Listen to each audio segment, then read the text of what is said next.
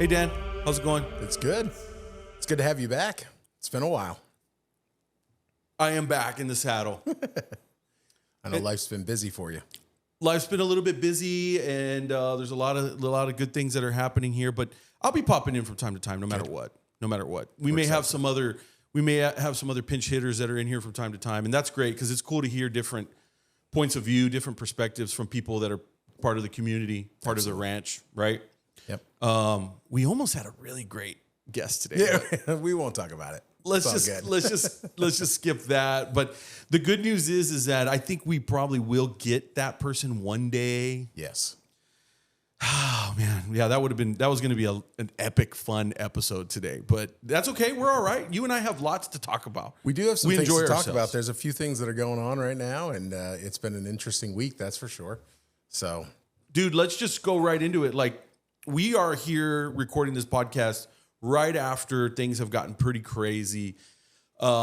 Specifically, I guess it was really just this last week, right? Or was it the last 2 weeks? No, this last weekend it was Saturday when I received a phone call of some things that were going on, and then just life kind of started to head down the road, and by Monday, through the thing that we tried to do, all of a sudden we were back in the news, literally in the news. Lumen Christi Academy was in local newspaper news. It was in national Catholic news, we weren't looking for it, but right. It's good to talk about anyways. Well, and all news is good news in a certain sense, right? And you've had a lot of visits to your website, so we're thankful for that. You've had a lot of inquiries. You had a lot of people reaching out. You had some haters, but you also had a lot of support. Yeah. You had a lot of good support. And no matter what, no matter how hard you try, no matter what you do, there's always like a lot of misunderstanding of things. And then people draw their own conclusions of things. And then we've already had this discussion on this podcast multiple times. Like, we are always trying to kind of remind people of this blind obedience. Mm-hmm. There's obedience, and then there's like blind obedience, right? And so I think some of that blind stuff came out again. It did. And, for those that maybe don't know, locally we had a Catholic school just decide on Saturday to close. Yeah. Even though they had a couple of hundred people that were registered to go back to the school, they've had some challenges for the last few years, and there's been declining enrollment and, intervention and lots of things were weird. And full disclosure, my kids went to that school for a number of years. And really, because of some of the challenges, that's one of the reasons why we started Lumen Christi Academy out here at Sanctus Ranch. And so they had a school closure. I received phone calls from teachers, and they were like, what do I do next year? And I said, well, we have a school. Would you be interested in teaching? They said, I'd like to talk to you. And what about all these parents and kids? And what are we going to do with this? And so it was just one of those things that kind of came about. And so I did what anybody else would do, is I just posted a quick little letter on our website saying, hey, if you are a teacher or you're a family member, you had a student there, and you're looking for a home, maybe come on, give us a shot. Yeah. Yeah. Why would you do such a crazy thing? I know. It seems like it is nuts, but it was just what we thought was the right thing to do. And obviously we're looking to grow a school. And it's so sad to me when there's a Catholic school that closes. And again, this is not probably the place where we're going to talk about all the ins and outs, although it may come up. Yeah. When it closes, there's a deficit, and now there's souls at risk, people that are desirous of having the formation of the faith. And so what we wanted to do was say, hey, we're offering that to you. We are an unapologetically Catholic school, not a diocesan school. We've never sought that approval or any of that. We're just a group of lay people that said, hey, the faith is important. Let's go ahead and open a school. Well, let's start with this. I'm going to lay out some facts so that you don't have to be the guy to do it, because I saw it, I'm not here 24/7. I'm still, running my own business and doing my own things, but I was able to see things for what they were. I'm aware of this school. I've been a part of it in different ways for many, many years. But what I saw was that this school seemed to have been going through some really hard times trying to survive and all that kind of stuff. And then all of a sudden it was this very out of nowhere announcement, like you just kind of mentioned, right? But the real crazy thing to me was that they already had a new tenant. that was ready to rent the place. They did. And the new tenant was not, at least not officially, any kind of certainly not Catholic, but not even a Christian capacity. Now, my understanding, there's some good people that run that show, and there's some good Catholic people that are in key positions. But at the end of the day, it's not a Catholic school. Right. And so you have to start asking yourself questions like, well, is going to Mass officially part of that process? Is doing the, some form of the hours part of that process? How much emphasis will there or will there not be as far as prayers and things like that, right? There is a difference, right? And parents that are just like, look, I just want a good education. I'm not as concerned about the religious or Christian or Catholic side of it. Okay, that's one form of option. Absolutely. For people, right? Yeah. But when you're going from, hey, I have my kids at a school that's very Catholic. Matter of fact, I think the majority of the people that were at that one were there probably because they felt like the inner city traditional Catholics by the diocese didn't quite have what they were looking for. Right. Right. And so, because this particular school and church leans more traditional, and they do things a lot more old school, and it's more reverent than typically what you find in regular diocesan parishes and or schools. Right. So real shocker there. Like, okay, you're opening up this charter school in that place because it just seems like, all right, we just need to pay some bills around here. So who can we get in here that's not egregious, but there's also not an emphasis on the fact that they need to be big time Catholic. That part seemed a little odd, right? So it's like very normal, in my opinion, to say, hey, for those that didn't want to just migrate over to now all of a sudden a not Catholic school, here's an option for you. Right. And I think that's kind of essentially what you did there. It was, it was just simply an offer. And I think some of the things that you point out are really key. This whole podcast, Restoring a Christian Culture, one of the things that we have to look at is, why are we in a situation like this? Why do we have, schools that are being operated that are, quote, Catholic, diocesan schools, but they're being operated from that bank manager perspective? Like, are there enough people? Can we exactly do this? What happened to evangelizing? What happened to schools being the primary mission of most parishes? And so that has all changed, but that's kind of in their kind of world, if you were. Yeah. Though I had never reached out to people of the former school that I went to, I've always been very supportive and hoping that they would do very, very well, because I think they had something very, very good there. But once they said, we're closed, I wanted to give people an opportunity to say, let's take a look at Lumen Christi Academy. Yeah. And what was interesting is we barely put that out, and the very next day, you could tell that there were people calling me. They're like, hey, can I come there? Can I not come there? And I'm like, of course you can come here. What are you talking about? And what turned out is that are you allowed to homeschool? People might have to get permission for that now too. Right. Yeah. So sorry, I couldn't help. You got to do it. Yeah. I'll be perfectly honest. One of the things that's really crazy is, to your point, they rented the building that's physically attached to a school, to a parish, to a public charter school. And as you said, great people. I know some of the people involved there. They're great people. But whether they want to be, as faithful as they possibly can be, it's still a public school. And there are certain rules, all the things that are coming out now. They'll have to pull all the religious items off the wall and all of these other things. And they are going to do those things. Oh, they have to. It's right on their website, on their own website, for the new school that's going to go in there. They have to do those things. But here's what was crazy is the very administrator of the parish and the bishops seemed to be involved in this. They went out and said, no, send your kids to the public school. And so really where everything got heated for us is, the Archdiocese of San Antonio decided to put out a statement. And the statement was supposedly about the atonement closing. And so they had one paragraph on the school that closed. They had about 3 paragraphs on what other schools people could apply to within the Archdiocese. Yeah. And then they had 3 paragraphs. I got 45% of the whole statement. Good real estate there. Was about the fact that you are not allowed to go to Lumen Christi. I put out some sort of prohibition 15 months ago, and I'm going to cherry pick a couple of lines and throw it in there and scare everybody from going. Right. And in addition to that, then the bishop of the Ordinaria decided to say, well, because there's been this canonical warning, we are going to go further and prohibit people from going. And, this is like an abusive father telling you, you know what, you can't do that and you can't do this. And you say, well, why? What's wrong? And they go, because I said so. Yeah.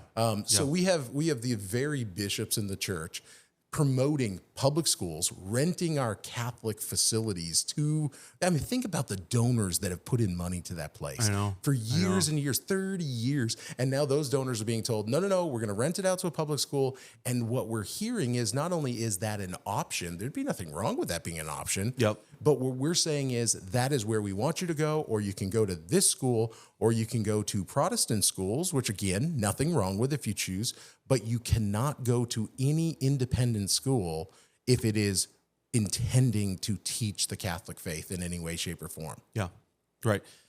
Now here's something to consider. Hit the wrong button. Sorry. Let's do a little bit of a backstory, because what I found is that not everybody knows the whole length of like the things that happened at that particular church when that church decided that it wanted to join the Ordinariate. And I think it's worth that context of understanding the whole thing, right? Because some of us are more old school atonement goers and have been there at least to go to mass, from time to time. They had a really thriving setup at one point in time. This was a good while back, by the way. And then all of a sudden it just drastically changed overnight. And that was because they announced that they wanted to be part of the Ordinariate. So they were one of the only churches that were not part of the Ordinariate, yet very much an Anglican convert parish, right? And it just seemed like, hey, it makes sense. We want to be part of our group, this unique and small group that we have access to. We would like to be part of that. But I think what people don't realize is just how much the local ordinary lost his mind over that. I mean, that was the first time that I got to see the emperor side of that man. Extremely angry, extremely furious, and also his actions. His actions had zero charity. All of the things that I've heard him speak of and homilies and what have you, I didn't see a drop of that in that circumstance.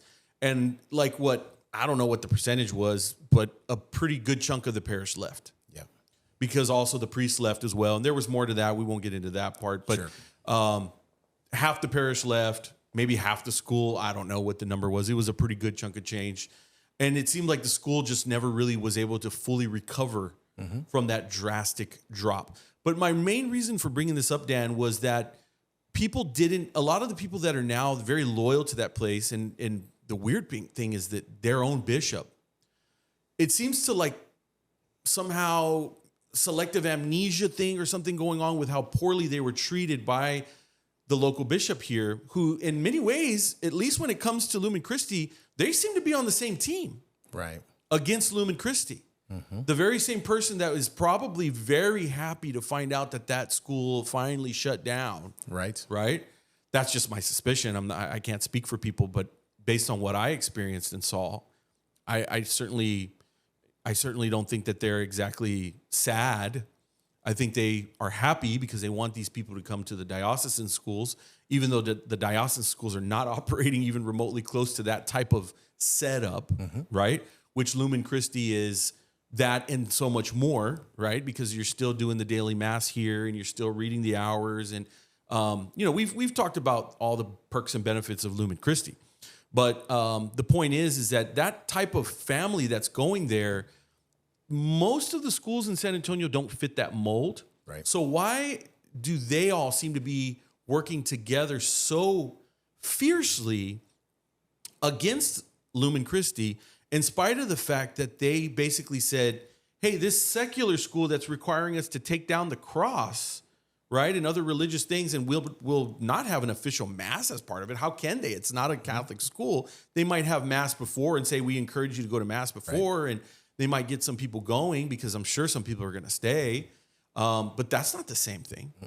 That is nowhere close to the same thing. So it's just worth mentioning that there was more to the story that took place, and if you were part of it, it was a little bit traumatizing to see just how ugly that got. Right. And it got ugly in just a very, very quick fashion. And what's interesting you brought up, my understanding is when they did move over to the Ordinaria, everyone was told in town that they're not to go to the atonement school by this very bishop. Correct.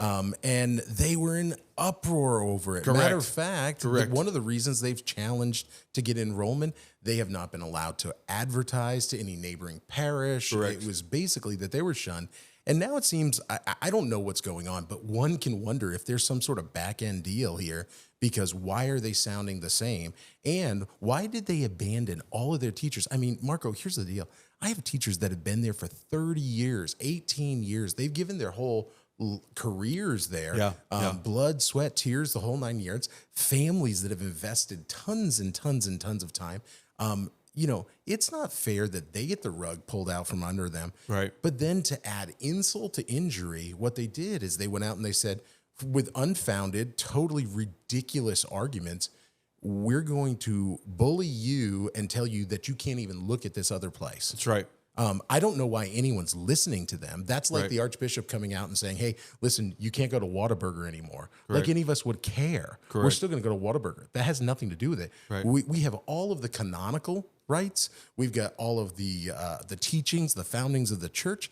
Everything is behind us. There's people that are trying right now today to open another school so that they can provide for the families that were there. God bless them to do it. But why shouldn't we come together? And why should that be something that we're not able to offer? So I will tell you, I had literally had people that said, I was coming just to check it out, but my bishop has told me I can't. Yeah. And I think that's the most insane thing at all. And I wish people would just call and say, well, tell me what he has against you. Yeah. And I really don't know, but then answer this for me. What did he have against the atonement back in the day? So tell me that. Right. And so that's what we're at for a situation. And what I want to just make sure that people are hearing in this podcast is we as the laity have a right and a responsibility to form our children in the faith. That's right.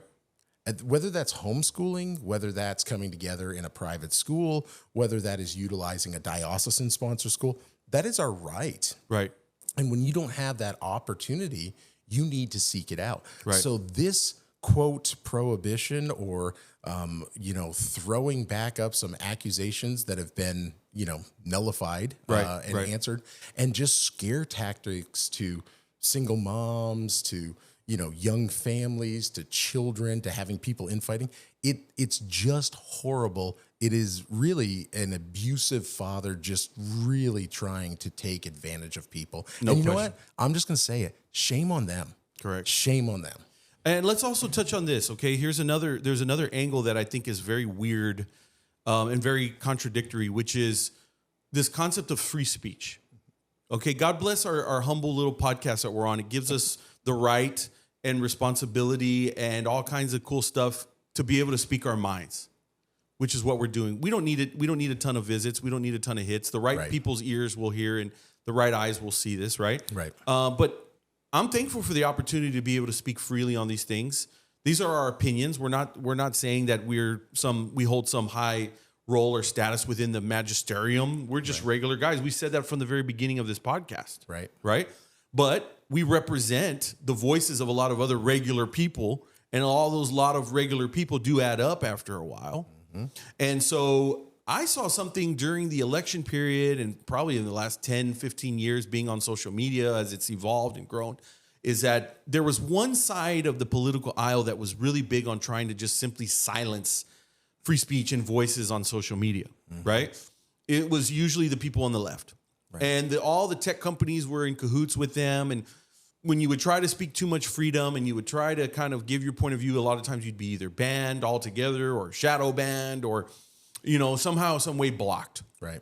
And they made it very challenging just to simply say, hey, here's an alternative point of view and let the person decide for themselves.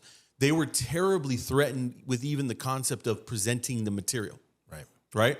Something that I've seen other religions do, like the Jehovah's Witnesses, they don't even allow them to read other people's material because heaven forbid it might convert you. Right.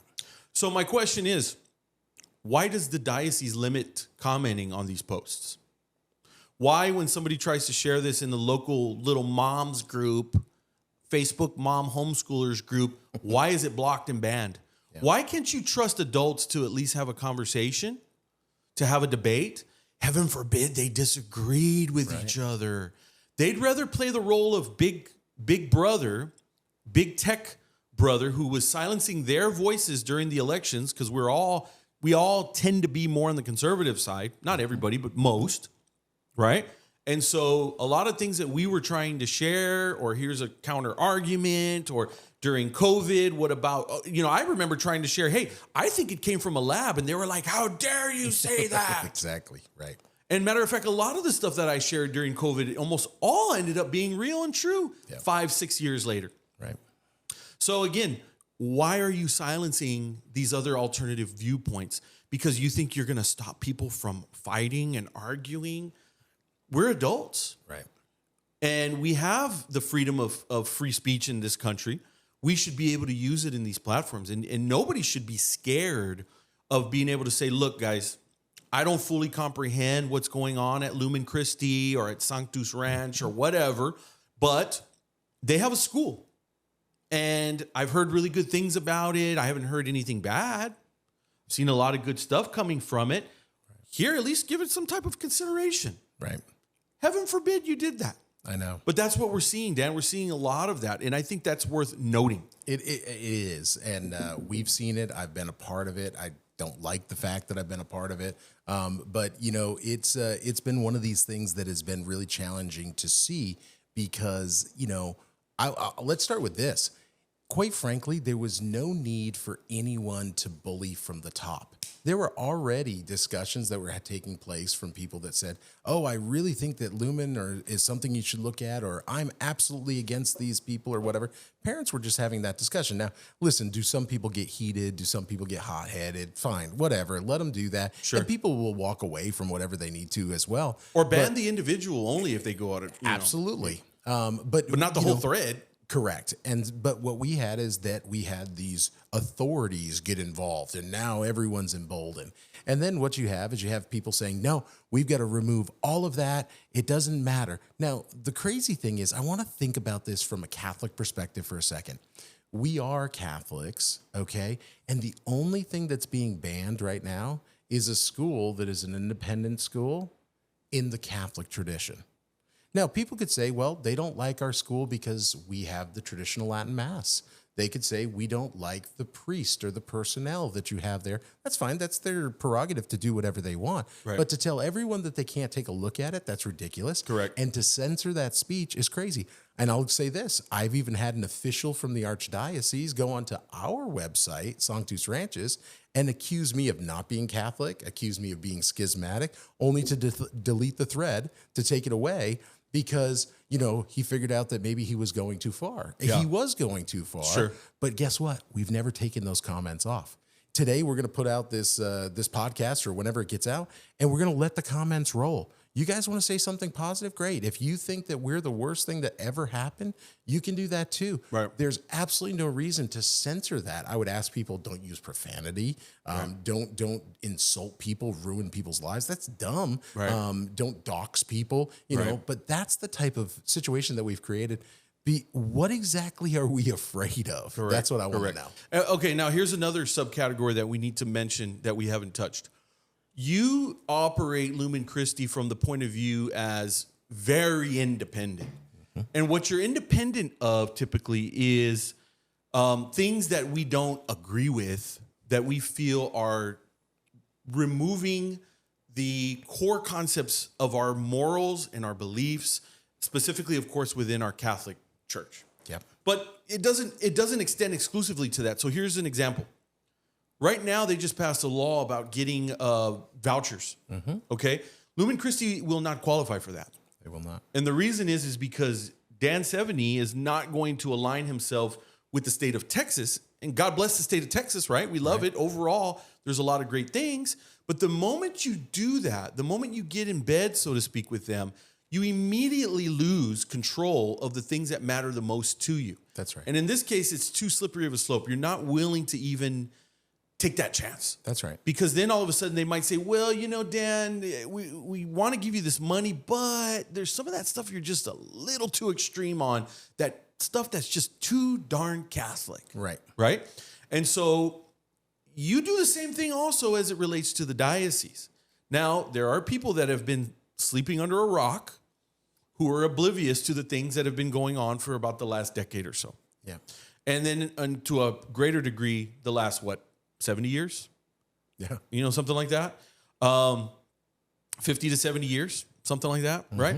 And so there are certain things that just no longer align. And you either get that or you don't. Right. You're either paying attention to it or you're not. Right. Or you're just saying, you know what? I'd rather not pay attention to that. I'd rather just stay over here on this side of the equation and pretend that stuff doesn't even exist. And everything will be fine. Yep. And some people are just not on board with that. Right. And let's be honest, that's more of the type of person that you are trying to attract, trying to appeal to, people that care about those things, whether it's at the state level or whether it's at the diocesan level. That's right. Even if it's at the Vatican level. That's right. Right? Because all of that stuff's been challenged for the last 10 years or so. Absolutely. We could take the government. We have a school that starts after Labor Day and closes before Memorial Day. We don't respond to their minimum number of button-chaired hours. Correct. That makes no sense. I don't have, immunization requirements. They don't have to have so many vaccines to come here. We are able to avoid all that, but there's pain, there's sacrifice. That means we have to fund completely on our own. Being separate from the diocese means that I don't have the superintendent of schools coming to bring some of their woke ideology to me. Correct. I don't have to bring that into the school, and I would not bring that into the school. That's right. I don't have people telling me we have to stop praying the office of prime because we need more hours to be teaching science. Correct. No, our primary goal is the formation of children. We educate, and they're exceptional afterwards. But that's what we don't have to do. And so we want a school where, quite frankly, my kids are debating whether or not this argument from this saint or that saint was the more correct argument. Yeah. That's the type of school that we want. Right. We also want a school that says, hey, listen, you know what? There's grass outside, not concrete. All of those things are available to us, but we have to stay away from what I call, kind of that sugary opportunity for the cavities. If you eat enough sweets, you'll get that. So whether that be money from the government or whether that be approval of the diocese. Now, I'm here as a Catholic to say I am very supportive of anything. I'm very supportive of the magisterium of the church, the teaching of the church. But these new things that we're doing, I'm not going to do. Quite frankly, if you come to this school and we have Mass, your child will never be denied to kneel for the reception of Eucharist. Never. Right. We're not going to do that. I am never going to celebrate some other religion's holiday. We're going to go back and we're going to celebrate the lives of the saints, and we're going to take special occasions. We're going to do all that stuff. So this is the problem with what people don't realize goes on. Right. And so that government voucher system, it won't hit for us. Right. But guess what we also did? We changed our entire tuition model. I don't know how these other schools have decided to close. If I had those 200 students coming, first of all, they were all paying double what we charge here. We would build 3 more high schools. Right. This is ridiculous, but we have men that have no leadership. They have no vision, and we have to start wondering, what is their primary goal? Do they even believe in Christ? Right. By the way, Dan, we're holding back a lot. I'm holding back a lot. Let me not say we. There's a lot more that can be said. There's a lot more on my mind, but at least at this exact moment in time, first of all, we're trying to be charitable still. Sure. And we're trying to still respect certain offices and things that are actually very important to us. It just pains us to see the direction that things have gone. Yes. And some of the individuals that hold these very, very important offices. And I think as especially, again, this podcast, if you don't know, it leans very much towards the male side. It leans towards the husband, and it leans towards the father role of the family more than anything. But of course, we welcome anybody to listen to it. And we love the moms and the females and the single people and whoever might be listening. But as men, let's just say this, as men and father and leaders of our homes, of our communities, and even of our church, we can't just be silent. No. This stuff's too important. Right. So we need to be talking about it first and foremost. We need to be doing something about this as well. We need to be trying to raise more awareness. Okay. That's a big part of what we were trying to do. You know, you put out several articles kind of trying to clarify things. Your son Matthias put out something on his Substack to try to kind of clarify some things, right? LifeSite News put out an article. Right. Again, God bless them and thank them for their input, for trying to simply say this is what's really going on. We even had the Nineveh Nat put something out. Yes, we did. And sometimes there's just no other way to do it but other than just satire. Right. Just to raise awareness. You know, the Babylon Bee has been so effective. I think that's the only outlet that was really able to do something during the whole election process and trying to get Trump reelected, because everything else was just, again, it was controlled by the tech overlords. Right. Right. And people just had a very hard time sharing truth.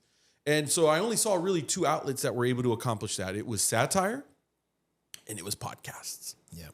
Those were the two places. Yep. And so guess what? Both of these are coming to the rescue for this situation here. And so do you want to touch a little bit on the ship type situation? Absolutely. Just to kind of, it will tie the whole thing all together in a way, right? But we will say, like, the purpose of the Nineveh Nat or any other type of satire is you've got to get as much information in one image as you possibly can. Right. It's not going to cover every single solitary detail of everything, right?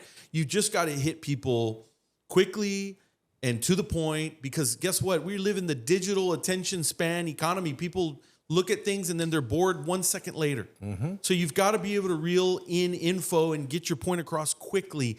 And this is what this Nineveh Nat article was really trying to accomplish. Now, there were two bishops, actually, though. The image from the Nineveh Nat, which we'll put as our thumbnail. Yeah. But the image from the Nineveh Nat shows a bishop standing on a ship. In this case, it's the Atonement ship, saying, "Don't you dare board that lifeboat." Yeah. And that lifeboat happened to say SS Lumen Christi. Right. But in reality, there was actually either two bishops on the one boat, or there could have been even another boat. That could have been. Right? But both of those boats, in my opinion, would have actually not just been saying, "Don't get on the Lumen Christi boat."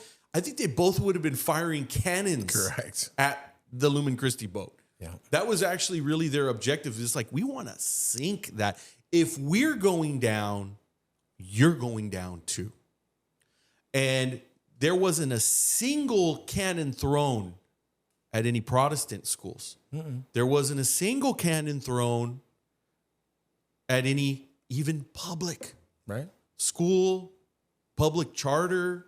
In fact, they even opened the door and said, "Why don't you just come right on in here?" More than that, they emailed everybody that they should. Correct. And they said, "You should go to this place. Don't you dare go to that one." And I just think it's absolute lunacy. I think it's lunacy that there's a place that exists that's doing things that used to be done fairly common a long time ago, unfortunately.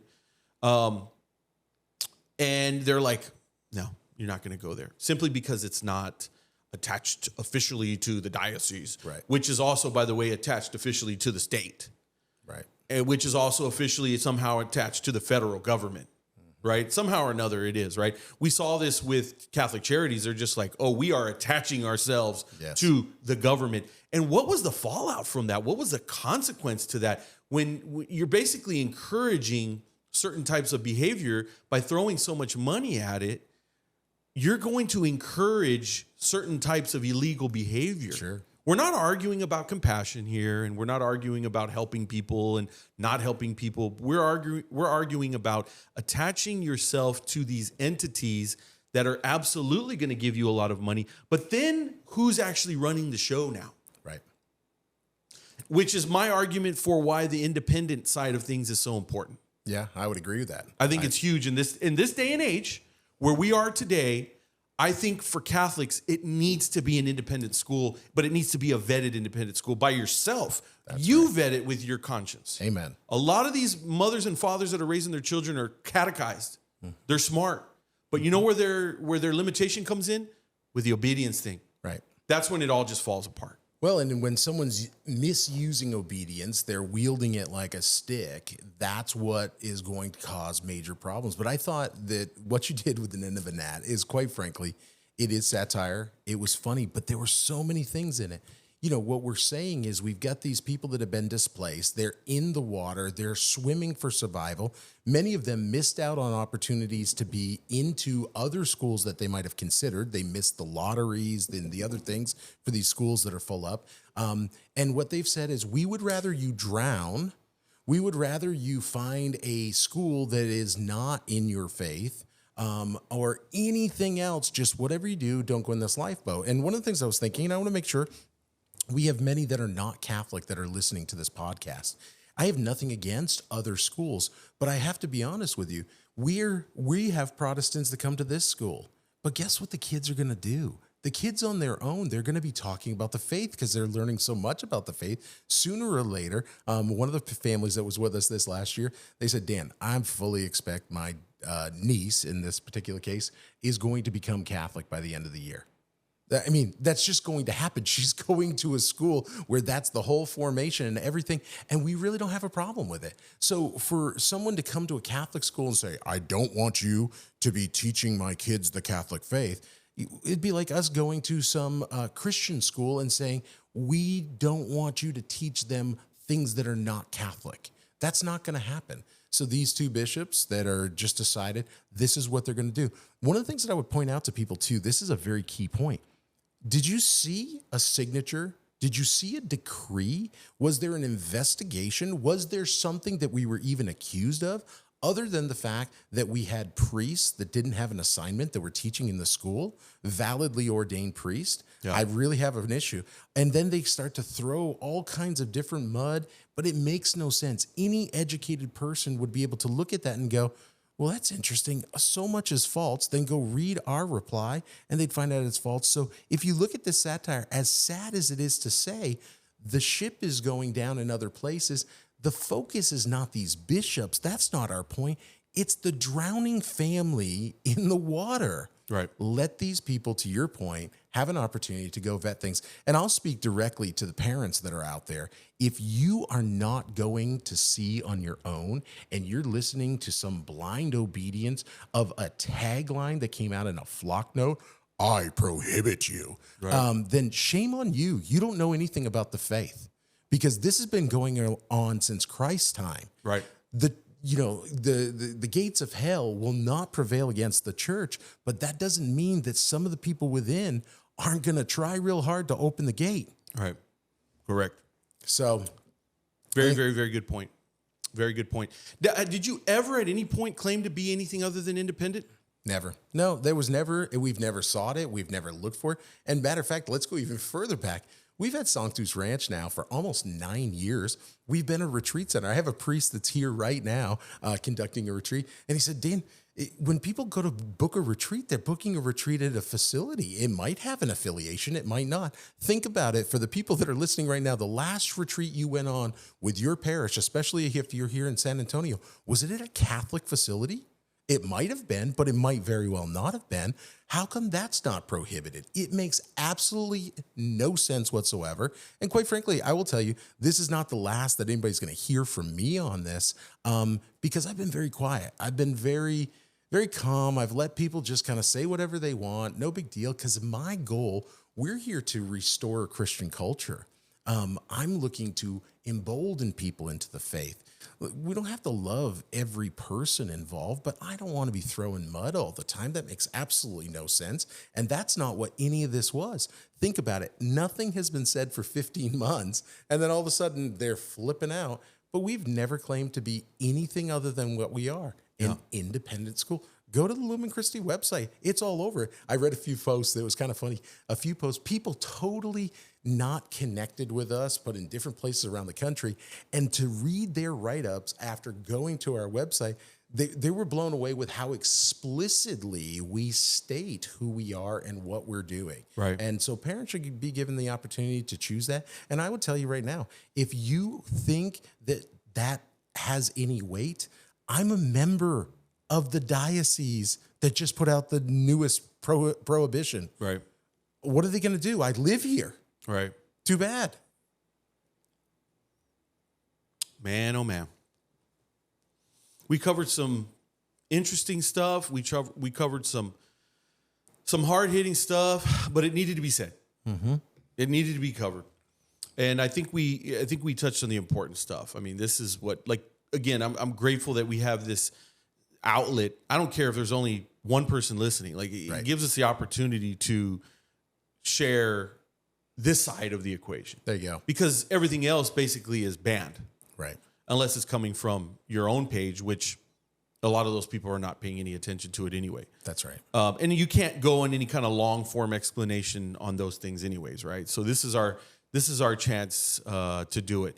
The other thing that you probably need to make sure that we need to make sure that we emphasize is the results that are coming from this place are more so coming from the mouths of the parents that have their kids here. Right.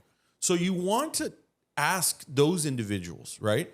What kind of fruit came from your child being at that school? All right. Talk to those parents of the ones that just graduated. Yeah. Right? We just had a graduation here a couple of weeks ago. That's right. Ask any of those parents, what kind of result are you seeing? That's a small school, and that's fine. It doesn't need to be an enormous school. That's part of what makes this place great. But when you speak to those parents, they have a lot to say. And the things that they are saying are giving a lot of praise to what the transformations that they've seen in their children. Yeah. It's been pretty big. It's been pretty colossal. And the best part is that these young people now are going to be set out into the world, into a very broken world, which is the only way you change the world. Really, this is the only chance that you have of making things better. Right? The world's always going to be a bad place, but we know what even one good person can do. Right? In the world, it can make a colossal impact, just like one bad person can do a lot of harm. Yep. And the only way that we're going to achieve that is by making sure that we are educating these young minds in the real truth. That's right. In the church's teaching, we've got such a rich history, but we can't only go back like 100 years. We've got to be at a place that teaches young people to go back to the very beginning of the process. That's right. And read what the disciples of the disciples were saying. Yep. What did their church look like? And what did a few hundred years after that look like? Because, I've seen a lot of articles coming out on secular places about how, I saw one the other day, it's like, why Catholicism is cool. And really what they're trying to say is there's been a lot of people converting to the Catholic faith lately. Yeah. And all the stuff that they're pointing to are all the exact things that you are trying to accomplish here at Lumen Christi, which is to fill the void in our hearts that is only capable of being filled by God. But to do that, it might help to give people a proper education on that stuff, right? To teach them what God really taught, not to give them the fluffed down, watered down Protestant version, just so that you can, appeal to the masses. That's never what God was trying to accomplish. No. I mean, there was a statement, something about like the road being narrow or something like that, right? The road less traveled. Did I interpret that wrong? There's a narrow gate to go through, that's for sure. And I think that you've hit the nail on the head. The results that we're having right now are great. It's not because we're doing anything. To your point, we're just exposing the kids to God. We're exposing them to the wealth of this faith that we have had, to 2,000 years of saints that have walked the roads and cleared the path before us. To your point, I don't know why everyone all of a sudden thinks in the last 50, 60, 65 years that we have all the new answers. There doesn't need to be new answers. Even when it comes to education, I just had a teacher, and we're talking about the lower grades that we're opening to this year.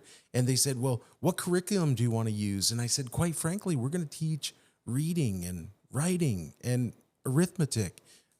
Nothing's changed. And this teacher was overjoyed because they said, I have great stuff that I've been using for 30 years.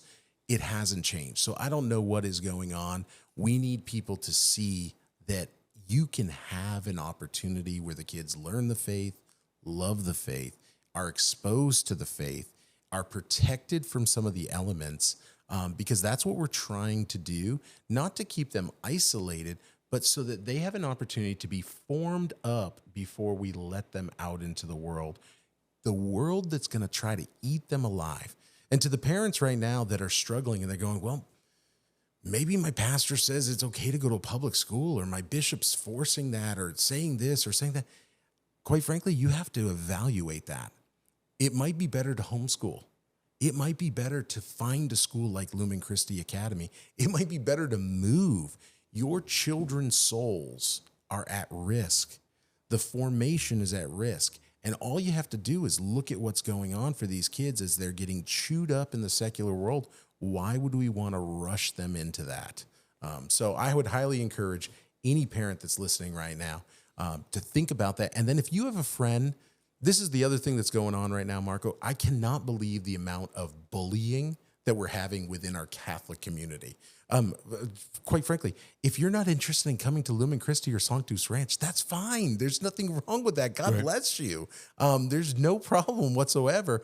But if you are, just come and take a look. Yeah. There's no disease that's given out when you come here, contrary to some of the bishop's opinion. Yeah, right. I'm just gonna kind of close on this, Dan. Final note: there are no government subsidies here. There are not. There are no archdiocesan subsidies here. Zero. Everything is very organic in terms of the support. Yes. Which is a blessing, but it also makes things extremely difficult. It does. It's hard to survive because everything that you're doing here is always kind of a David and Goliath situation, right? Right. And Goliath represents Satan first and foremost, working against us, but also represents all these other schools that are getting ridiculous amounts of funding. Yeah. But you have to question, how much control do they truly have over what they teach? It also represents the Goliath that is the diocese, which is also receiving lots and lots of funding, not just from organic donations, by the way. Right. And so you have to question certain things there. If you've ever questioned some of the stuff being put out by the USCCB or that's put out by the Vatican the last 10 years ago, and we've got some real hope for the future now, finally, after a very long time, and I'm very thankful for that with our new Holy Father. But boy, is there a long way to go. And so with all of those things, this place will not make it. It won't survive if people are not willing to come and at least look. Yes. And see for themselves what's really going on here, and to talk to those parents that have had their kids here that have graduated and see what kind of experiences that they had, right? Nothing's going to happen. And then we're going to end up in a situation where this place is just no longer even an option. And then you have to go to the charter route. Right. You have to go to the government route, or you have to go to the archdiocesan route if you're not able to homeschool, and not everybody's able to do that. Right. And it's not the right fit for everyone. That's right. And so that's something that I just feel like needs to be emphasized. So if you're on the fence, hopefully this opened up your mind a bit. And we're asking you to come take a look. Is there somewhere we can send them, Dan, website-wise, or like where should they go for that if they at least want to at least come take some sort of a look? Yeah, they should definitely go to lumenchristiacademy.org. They can also find a link to that through the sanctusranch.com website or the rcci.org also. And I will add to what you're saying. We don't operate with a bank manager attitude. We definitely have the build it and they will come strategy. Yeah. If you're a parent that's looking for something, I want you to also take a look at our tuition. We might be the only school that I know of that has an income tiered tuition. I had a single mom come in the driveway the other day saying, hey, I heard about your school. And I said, oh, have you been looking at this or this school? And she says, no, I can't afford any of those other schools, but I want my child to have the faith. And to other people, we also know that, school cannot be just on the backs of the individual parents. So we have a program for guardian angels and godparents for each of the students that come to this school. We look for one guardian angel and 2 godparents. That's available on our website too, where they are able to say, hey, I believe in what you're doing. I believe we need good traditional schools like this. We need schools that, quite frankly, I was telling somebody the other day, that feed a child a hot breakfast and a hot lunch like we do to every student that's here, and the faculty, by the way. I told that to a few teachers and they were like, you do what? Yes, we should actually just stop what we're doing. It's madness out there. That's what we're trying to do here at Lumen Christi. So take a look at what's here, and if it's for you and if it's God's will, it will work. And if it's not, at least you'll know what was available or might be available in the future. Very, very well said, Dan. And by the way, if you're not a person who is willing to rely on this concept of providence, then this probably is not the place for you. True. Because everything at this place is reliant upon providence. And that being said, there was a very, very generous couple that stepped up to ensure that this place stayed alive until the end of the year. Amen. And so this last runway here, it may be the only chance that you have to jump on this opportunity before it's potentially gone. That is not hyperbole, folks. This is real deal stuff. This is not some type of tactic. This is real. Like, don't pass this opportunity up because you may regret it. Yeah. You may really, truly regret it. So worst case scenario, if for some reason this is not the right fit, we do need your prayers. Amen. Keep us in prayer for the Restoring Christian Culture Initiative because we need a lot of it. There are many attacks from many different angles. And so for this place to continue on and to thrive one day, as we hope it does, we need prayers, we need financial support. We need both. But if you bring your student here, you bring your child here, I should say, a lot of that will actually fall into place on its own. That's true. That's true. And I'll make one other announcement for anybody that's watching this and they'd like to find something out. Might be great to come out. June 21st, we actually have Ed Schaefer, who is the president of the Collegium, coming down to speak, as well as Dr. Kwasniewski is coming down. They will be here for a gala about our fundraising drive that we're doing. You can learn more about the school and everything that's going on, so they can find that on our website too. Fantastic. I just saw Dr. Kwasniewski on The World Over on EWTN. Yes, that was cool. Being interviewed. So for our 12th and final goodbye yes. of this episode, thank you, Dan. I really appreciate you. God bless you. Thanks for the information. God bless all of you who are listening. Keep us in your prayers, like I mentioned. And I guess we will catch you on the next one. Amen. God bless. Bye-bye.